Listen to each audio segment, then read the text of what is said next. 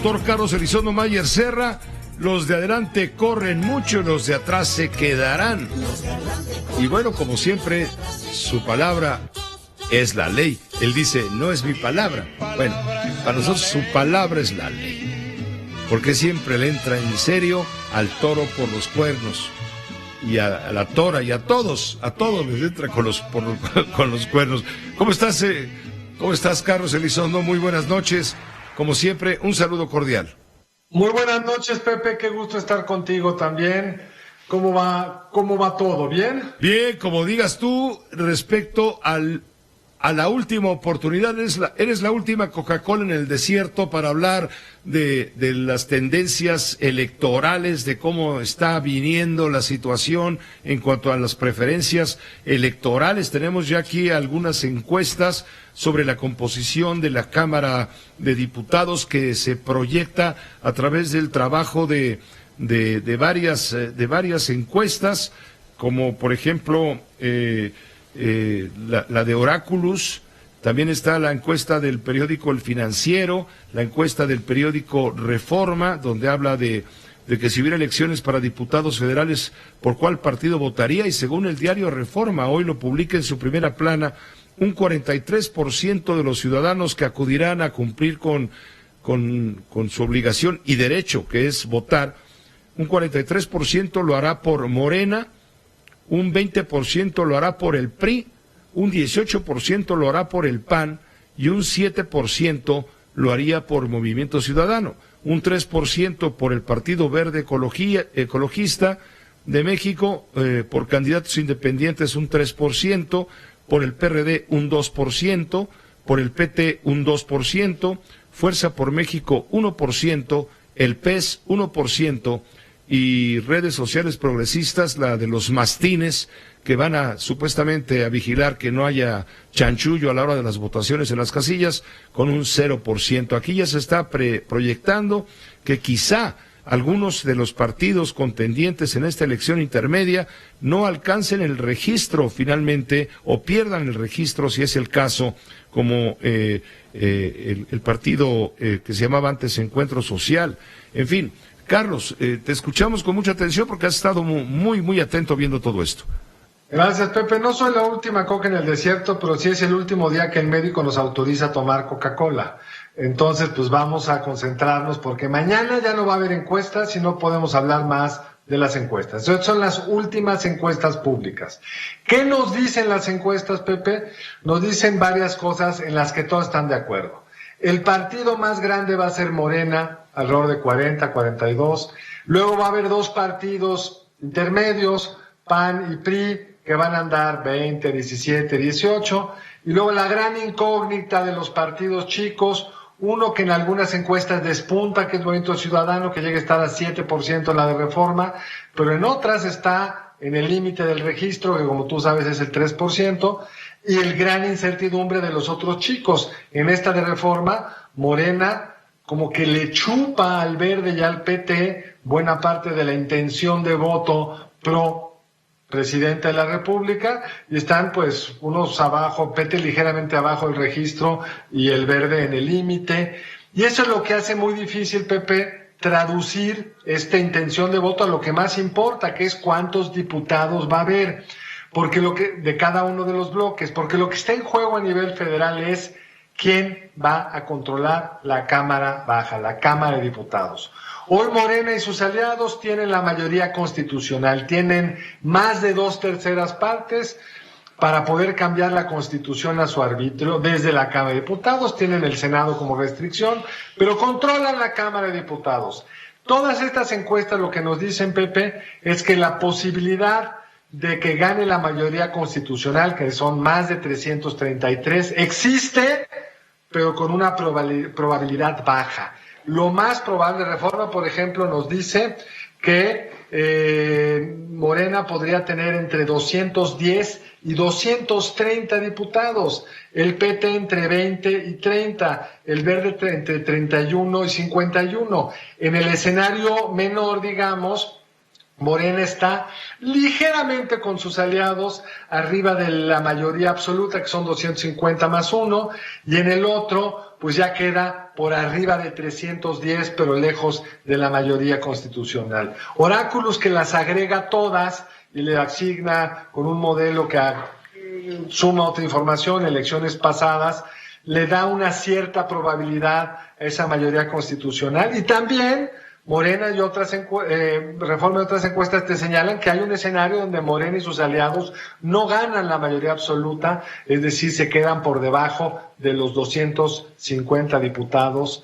que conforman la mitad exacta de la Cámara de Diputados. Está en juego el control de la Cámara de Diputados. Ahora, el partido, el PES, es un partido igual que redes sociales progresistas, igual que el Frente por México, están en riesgo de no alcanzar siquiera el mínimo necesario para mantener el registro electoral.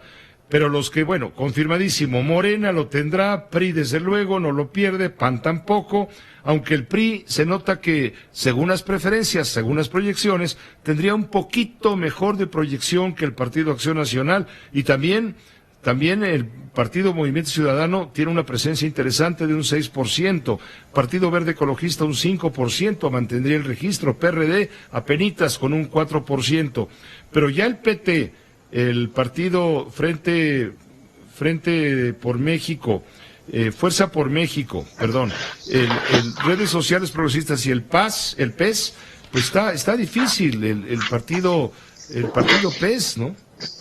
Bueno, incluso en la de Reforma, Pepe, el Verde está en 3%. Tú estás leyendo seguramente Oráculos, que es el resumen de todo. Pero en el Verde, en Reforma, el Verde tiene el 3%. Entonces, todos esos chicos, incluido el PRD, Pepe, en el Verde, en Reforma el PRD tiene el 2%. El PT tiene 2%. Y es muy difícil medir a los chicos. Si tú comparas las principales encuestas, casi todas están más o menos de acuerdo en PRI, PAN y Morena, pero es en los chicos donde unos traen, como el Reforma, Movimiento Ciudadano, con el 7% y otras lo traen rayando el 3%. Ahí se va a definir una parte importante de la elección, pero no hay ninguna más que la de GEA, que a uno de los tres chiquitos le da la posibilidad de llegar al 3%. GEA sí trae a redes sociales progresistas en el límite del 3%, pero ninguna otra de las encuestas conocidas públicas le dan el registro a estos partidos chicos. Y como sabemos, Pepe, no pueden ir en alianza porque es la primera vez que compiten. El PT, el PRD y el propio Verde están en una situación muy extraña porque podrían perder el registro, pero como van en alianza, podrían ganar algunos diputados, que es lo que le pasó al partido que ahora se llama PES, que le pasó en la elección pasada. Tiene diputados, pero no tiene registro. Entonces, esa es la capa de mucha incertidumbre. ¿Qué va a pasar con los partidos chicos? Y por ende, ¿cómo se va a integrar la Cámara en función de eso? Ahora, el otro tema que está muy interesante, Pepe, es que en casi todas las encuestas, Morena, PAN y PRI van a tener una votación bastante parecida a la que tuvieron en la elección presidencial. En la elección legislativa de hace 3 años. Hace 3 años lo que obtuvo Morena fue el 39.2, Reforma lo trae en 43, pero GEA lo trae en 37. El PAN obtuvo 18%, que es lo mismo que lo trae Reforma en esta elección, y el PRI obtuvo 17 y ahora trae 20. Es decir, como que no se han movido tanto los partidos, pero si uno le entra a los datos más demográficos y geográficos, Pepe, lo que sí encuentra es que el voto de Morena, o la intención de voto de Morena, se ha ido concentrando en el elector que tiene 55 años o más, de acuerdo a la última, no la última que no lo sacó los datos demográficos, sino la penúltima encuesta del Financiero. Si uno revisa esa encuesta, uno contrasta que, de acuerdo a la encuesta de salida del Financiero, en el 18 el 47% de quienes tenían 55 años o más votaron por la propuesta legislativa de Morena y sus aliados, y ahora el 61% de quienes tienen esa edad están esperando votar por Morena y sus aliados. Y al revés, entre los jóvenes que en el 18 el 48% de quienes tienen entre 18 y 24 años votaron por Morena y sus aliados, ahora solo el 35% de ellos están queriendo votar. Ha ido cambiando la demografía. También si vemos escolaridad, entre quienes tienen primaria o menos, el 60% están esperando votar por Morena y sus aliados en el legislativo, cuando en la anterior solo votaron por ellos el 44%. Entonces la demografía está cambiando mucho, y también geográficamente. El voto de Morena y sus aliados se está concentrando en el sur y se ha vuelto más complicado en varios estados norteños. Recordarás, Pepe, que Morena ganó, o el presidente ganó la elección en Nuevo León. Hoy en Nuevo León la candidata de Morena pues va en un distante tercer lugar con el 17% de intención de voto, de acuerdo también a la reforma que trae hoy la encuesta de Nuevo León. Entonces, ha habido muchos cambios en la distribución del voto geográfico. Pues estamos viendo también que puede ser que en esta ocasión la participación ciudadana sea significativa. Generalmente las elecciones intermedias no suelen tener tanta, vamos a decir en términos radiofónicos, tanta audiencia, tanto rating como lo tienen las elecciones presidenciales, por lo mismo, por el interés. Sin embargo, en esta ocasión está tan caliente el ambiente y ha sido tan protagonista el presidente de la República, para quienes dicen a favor, quienes dicen en contra, pero está muy presente, no estará en la boleta, pero sí está presente todos los días, tanto que ya le han bajado algunas mañaneras porque se ha metido mucho en la cuestión electoral, en fin. Puede ser que entonces haya una buena cantidad de participación, ¿tú prevés? Porque en otras intermedias la participación, si acaso con trabajos, rebasa un 50-52% en el mejor de los casos, pero lo normal suele ser una participación entre el 45 y el 48%, si bien le va. Eso por un lado. Y por otro lado, hay una especie de maldición en las elecciones intermedias. Generalmente el partido que gobierna resulta castigado en las intermedias. Es decir, los votos que en este caso, por ejemplo, obtuvo Morena, el presidente de la República y sus aliados, posiblemente reciban un cierto tipo de castigo, como le ocurrió en su momento a Vicente Fox y en el suyo también a Felipe Calderón, quien por cierto está enfermo de COVID, él lo dijo ayer, tiene síntomas leves. Deseamos, por supuesto, su pronto restablecimiento. Lo hizo el presidente de la República hoy. Nosotros no podemos dejar de hacerlo también. Le mandamos un saludo cordial y mucho ánimo para que supere este episodio de la pandemia. Pero punto y aparte, ¿no temes tú que haya castigo en un momento dado al gobierno de la Cuarta Transformación a la hora de las votaciones?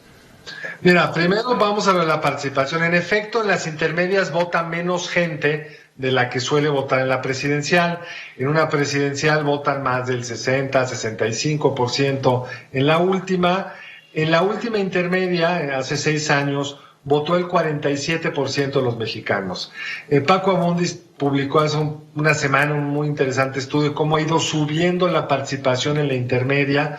Hace 18 años votó, si recuerdo bien, 44, hace 6 años fueron 47. El Financiero en su encuesta, la que publica hoy, trae una participación estimada del 48%. Paco Abundis en este trabajo calcula que va a andar alrededor de 52% por 3 factores. El primero es el que dijiste. Es una elección que se percibe muy importante. Hay razones buenas para que así se perciba, porque el presidente ha sido muy vocal, porque el presidente ha dicho, por ejemplo, que pasada esta elección van a eliminar el INE y los órganos autónomos. Eso le pone una enorme preocupación a quienes eso les parece valioso, pero también, Pepe, porque hay 15 elecciones para gobernador, y nunca habíamos tenido una elección intermedia tanto gobernador en disputa, y eso atrae mucho más al votante local. Ya sales a votar por el gobernador y votas también por la federal. 15 estados no muy poblados, son 15 estados que tienen más o menos un tercio del votante, del universo total de votantes, pero quiere decir que en un tercio de los estados habrá una participación más alta y eso nos va a subir probablemente el promedio. Y también, Pepe, hay más de 2,000 alcaldías en juego. Entonces, aún como en el caso de la Ciudad de México, que no vamos a elegir gobernador, vamos a elegir alcalde, vamos a elegir diputado local, y eso es una razón adicional, Pepe, para salir a votar. Y lo que Paco Abundis estima es que la participación estará entre 52 y 53%, menos que en la presidencial, pero significativamente más que en la última intermedia. Vamos a ver. Depende de usted, señora y señor ciudadano. Ojalá todos salgan a votar este domingo. Pues, el segundo tema es cierto, sí. Pepe. El partido en el poder suele ser castigado. ¿Por qué? Por el desgaste natural. Hoy no parece que eso vaya a ser el caso con Morena. Si uno compara la intención de voto con el voto que obtuvo Morena, está un poco mejor Morena en el promedio de Oráculos, aunque los partidos que lo acompañan no siempre están mejor que lo que estuvieron en el 18, que aquí la alianza cambió porque el Verde no era aliado de Morena hace 3 años, era aliado del PRI, no está de más recordar eso, y entonces eso puede hacer que el voto de castigo sea a lo mejor un poco menos, pero no solo es cuántos votan, Pepe, sino cómo se convierten diputados, y como ya vimos, hoy tienen más de 2/3 partes de los diputados, y lo que está en juego ahora parecería llevar a la conclusión de que eso no lo van a obtener y con suerte se quedan, con suerte para ellos, con una mayoría absoluta cómoda, pero ya no la capacidad de reformar la Constitución sin oposición desde la Cámara de Diputados. Pues muchas gracias, Carlos, gracias por este análisis previo a la jornada electoral. Ya la semana entrante comenzaremos a hablar de lo que realmente sucedió en relación con todo esto, que por el momento son proyecciones de casas que realizan trabajos de encuesta de opinión política que son bastante serias. Son muy serias, Pepe, y tienes toda la razón, hay que subrayar, es la foto del momento en que se tomó la muestra. Estas últimas se tomaron en los últimos días de mayo, las cosas pueden cambiar y puede haber errores en las estimaciones, lo que importa es salir a votar y el resultado que estaremos escuchando del INE, esperemos, por ahí de las 11 de la noche. Gracias, gracias, por supuesto. Claro, vamos a estar atentos. Carlos Elizondo Mayer Serra, como siempre, un saludo cordial. Muy buenas noches. Igualmente, Pepe, un abrazo. Esta fue una producción de Grupo Fórmula. Encuentra más contenido como este en radioformula.mx.